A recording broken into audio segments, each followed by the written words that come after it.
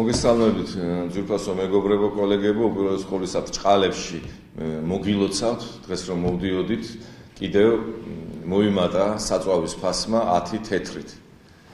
აი ესეა, პირდებიან აგუგუნებულ საქართველოს და ფასები მატულობს და მატულობს.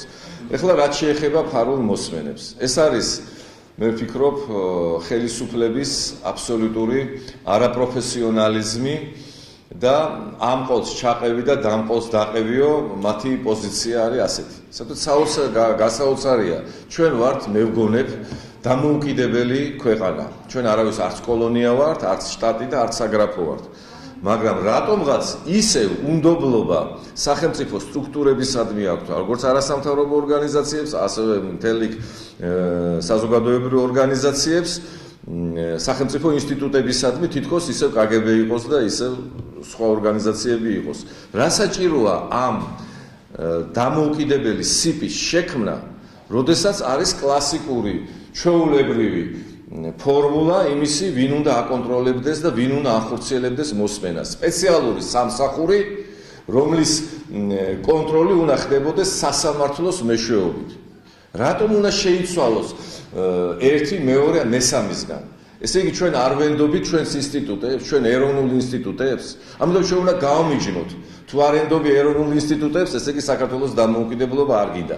მაგრამ თუ არ ენდობი, იმიტომ რომ იქ არიან მოკალათებული არაპროფესიონალები და პოლიტიკურად ანგაჟირებული პიროვნებები, ეს სხვა საკითხია. მაგრამ იმიტომ რომ დღევანდელ მოსამართლეს ამ ფორმით არ ენდობი, იმიტომ რომ თქვათ სპეციალურ სამსახურს არ ენდობი და ცალკე სამსახურის შექმნა, ეს არის მარაზმი.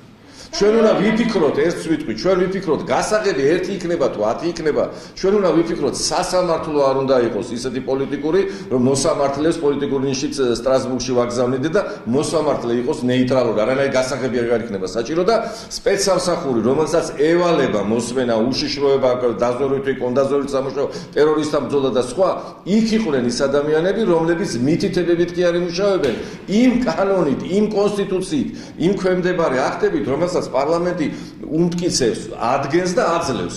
ის მოდელი, რომელსაც არის თქვენი მოდელი. ის სასამარაზმია ეს ყველაფერი. ერთი მხრიდანაც და მეორედანაც კიდევ ვიმეორებ, გვთავაზობენ, არა იმიტომ რომ რაიმე გაუმჯობესდეს, გვთავაზობენ რატომ? იმიტომ რომ არენდობიან, თურმე არენდობიან იმ სტრუქტურებს, რომელსაც ეს უნდა გააკეთონ. ჩვენი წინადადება არის ის, როგორც არის ყველა ნორმალურ ქვეყანაში. საგამოძიებო მოქმედებებს სანამ დაიწყებს ოპერატიული სამსახურები და მოსმენებს, უნდა აიღოს სასამართლოსგან ნებართვა და განახორციელოს ის.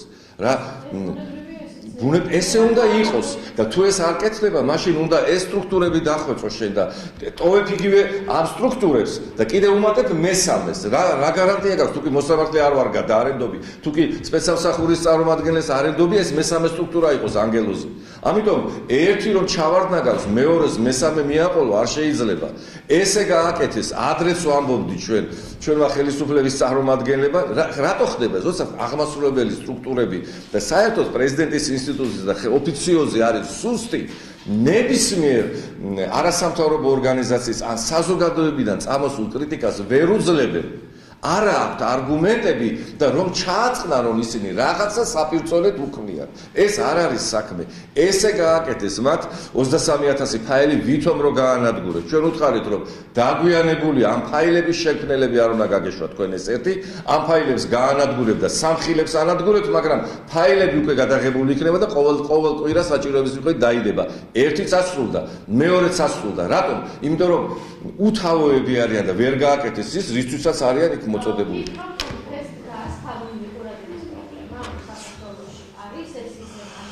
ალბათ არის, მე ვგონებ, იმიტომ რომ ის ადამიანები, რომლებიც ამ ფარულ მიყურადღებას აწარმოებდნენ, ისევ თანამდებობებზე არიან, ისევ ხელისუფლებაში არიან, არ მოხდა სისტემური ცვლილებები, არ მოხდა მათი ასე ვთქვათ, ილუსტრაცია, მისაგებელი არ მიეგო მათ იურიდიული თვალსაზრისით, კანონის თვალსაზრისით და შესაძლებელია ეს, მაგრამ ესეც არის აყოლა რაღაც მოწოდებებს. კიდევ ერთხელ ვიმეორებ, მაშინ რა აზრი აქვს არსებობას იმ სამსახურების, რომელთაც ევალებათ საჭიროების და მიხედვით ეროვნული უსაფრთხოებისგან გამომდინარე კორუფციის საკითხებია, სხვა საკითხებია, გააჩნია რა მიმართულებით უნდა განახორციელო მოსმენა, რა საჭიროა ეს სამსახური, თუ კი პარალელურს უქმნი, ამას არენდობი და იმას კარგ შექმნი, რა საჭიროა მოსამართლე, თქვათ არის სასწრაფოდ ჩასატარებელი ღონისძიება. ღებულობ სანქციას მოსამართლისგან რომ ჩართო და დაიწყო დამუშავება პიროვნების თუ ჯგუფის თუ რა ვიცი რის და მორჩა. ეს არის კლასიკური ნიმუში, ამას აკეთებს ყველა ქვეყანა. ჩვენ ამას ამას გავაჩერებთ ახლა, იმას ისე იმ ბიუჯეტს ვაძლევთ, უნდა შევქმნათ მეორე მონსტრი, მილიონები გადაუხადოთ, ისიც ისეთივე უქნარა იყოს, როგორც ჩანს დღევანდელია. ეს არის ხელისუფლების უთაობის კიდევ ერთი ნიმუში.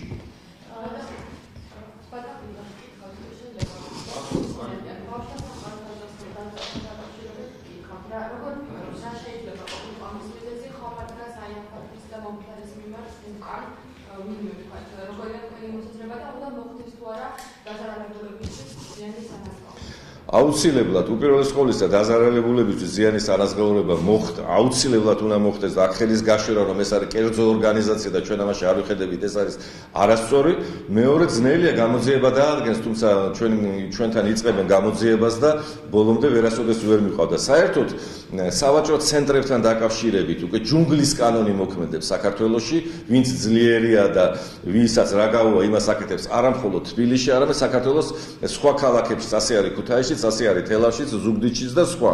ამიტომ სამი რამ უნდა გააკეთოს ხელისუფლებამ. პირველი გადასახადების გადახდა უნდა მოხდეს, იქ ტრიალებს მილიონები, ძალიან ბევრი შავი ფული და ეს თანხები არ შედის ბიუჯეტში. პირველი არის გადასახადები, მეორე არის კეთილმოწყობა, საოცრად სამარცხვინოა დედაქალაქის და სხვა ქალაქების ტერიტორიები, სადაც ეს ვაჭრობებია და მესამე არის წესრიგის დამყარება, იქ წესრიგში გულისხმობ უსაფრთხოება. აი ეს სამი მიმართულება თუ სახელმწიფომ განახორციელა, პრობლემები არ იქნება.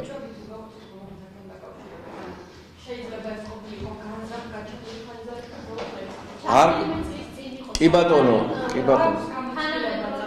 დიახ, არის ამას ვამბობ, ის სამი პრინციპი, რომელიც ჩამოთვალეს სახელმწიფოს მიერ, როდესაც არ არის განხორციელებული, ყველაფერი შესაძლებელია იყოს განზრახქმედებები, ასე მოხდა ელიავას ბაზრობაზე, ასე მოხდა ლილოს ბაზრობაზე, ასე მოხდა საბაში, ასე მოხდა სხვაგანაც.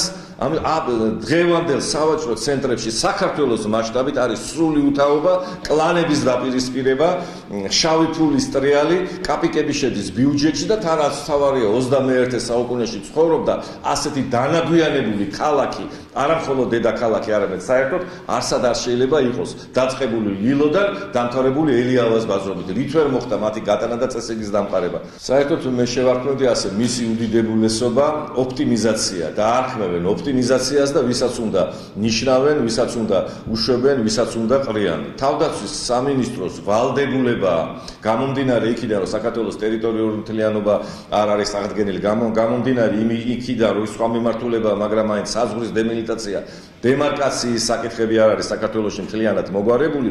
თავდაცვის სამინისტროს ვალდებულება საზოგადოებას აუწყოს, რატომ ხდება ათასობით ადამიანის გამოშვება, რა დგას ამის უკან, თუ ეს ადამიანები უღრსნი იყვნენ, რატომ არ თხოვთ წინამორბედებს პასუხს, რატომ მოხდა ამ ადამიანები თავდაცვის სამინისტროს შევსება და ბიუჯეტიდან მილიონების გადახდა, ან თუ აქ რაიმე სხვა მიზეზია, უნდა გამოვიდნენ და აგვიხსნან. საერთოდ ცუდი მოვლენაა ასეულ ათასობით უმუშევარს კიდევ შეემატოს რამდენიმე ათასი თავდაცვის სამინისტროს სამოქალაქო პირი თუ სამხედრო პირი.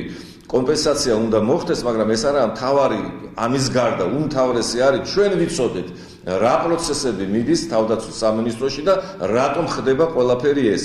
თუ ვინმეს ბრალი არის წინამორბედების თუ დღევანდელის, უნდა ვიცოდეთ და ყველაფერს უნდა დაერქვას სახელი და ერთი სიტყვა ვიმეორებ ოპტიმიზაციამ არ უნდა გადაფაროს ის პრობლემები, რაც წლების მანძილზე არის თავდაცვის სამინისტროში. ერთ-ერთი ყველაზე სუსტი სამინისტრო თუ შეიძლება ითქვას საქართველოში 10 წლეულების მანძილზე ეს არის თავდაცვის სამინისტრო და ამას აქვს თავისი ფესვები, მაგრამ ამის გამო იქ არავინ არ დასჯილა.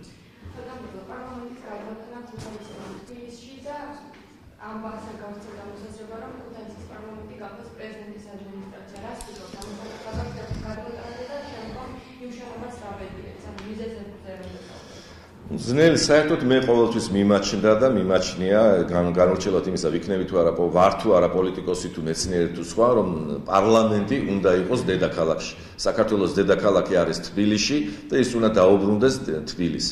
რაც შეეხება იქ პრეზიდენტის ინსტიტუტზე საჯილდაოდ თქვა გახდა საერთოდ პრეზიდენტი და მისი ინსტიტუტი საკონსტიტუციო ცვლილებებმა ერთხელ და სამუდამოდ უნდა ამას ყველაფერს წერტილი დაუსვას და ვიცოდეთ ჩვენ ყავს პრეზიდენტი, როგორი როგორ არჩეული, რა უფლებებით და რა თქმა უნდა პრეზიდენტად უნდა იყოს ადამიანი, რომელიც ყველასთვის პრეზიდენტია და ყველასთვის ცნობილია კარგი საქმეებით და ღირსებით. ეს მოსაფიქრებელია, ვერ გეტყვით ესე უცბად ამაზე ძნელია ამის თქმა. დიახ.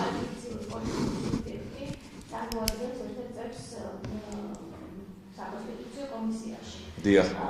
შესაბამისად პრეზიდენტის არჩევის წესთან დაკავშირებით რაც არის საუბარი უკვე ნახევრად დაიწყო და უმრავლესობის პოზიცია ცნობილია რომ ეს უნდა იყოს პარლამენტის მხრიდან არჩეული და არა საყოველთაო არჩევანი. როგორ ფიქრობთ თქვენ ამ საკითხის დაგეგმებას? ჩვენ ყავს იქ ძალიან ღირსეული წარმომადგენელი, ძალიან კარგი იურისტი, უფლებადამცველი და ყველა ჩვენი წინადადებები, წინასწარ ჩვენ წარდგენილი გვაქვს, ჩვენი პოლიტიკური ძალის წინადადებები წარდგენილი გვაქვს პარლამენტში და მოვვითხოვთ რომ ეგ საკითხები გატანილი იქნას მიწის რეფორმესთან დაკავშირებით და ასევე პრეზიდენტის ინსტიტუტთან დაკავშირებით. ჩვენი პოზიციაა რომ პრეზიდენტი უნდა იყოს არა მართული რომელიმე პოლიტიკური ძალისგან და კონკრეტულად უმრავლესობისგან, არამედ პრეზიდენტის არჩევნები უნდა მოხდეს საერთო სახალხო საყოველთაო გზით. ამისთვისაა უნდა იყოს ძლიერი პრეზიდენტის ინსტიტუტი. ის რომ ხელის გაშვერა წარსულისკენ რომ პრეზიდენტებმა არ გაამართლეს და ამიტომ ეს ინსტიტუტი გაუქმდეს ან ისე შეიკვეცოს რომ ნახეთ როგორი არჩევნებით მოვიდა კონსტიტუციური უმრავლესობა მათი ნებასურული იყოს ეს არ არის სწორი. პრეზიდენტი უნდა იქნას არჩეული საერთო სახალხო არჩევნებით და არა დასმული, არა დანიშნული, არა ფრთებშეკვეცილი და არა გაქცეულ გამოქცეული.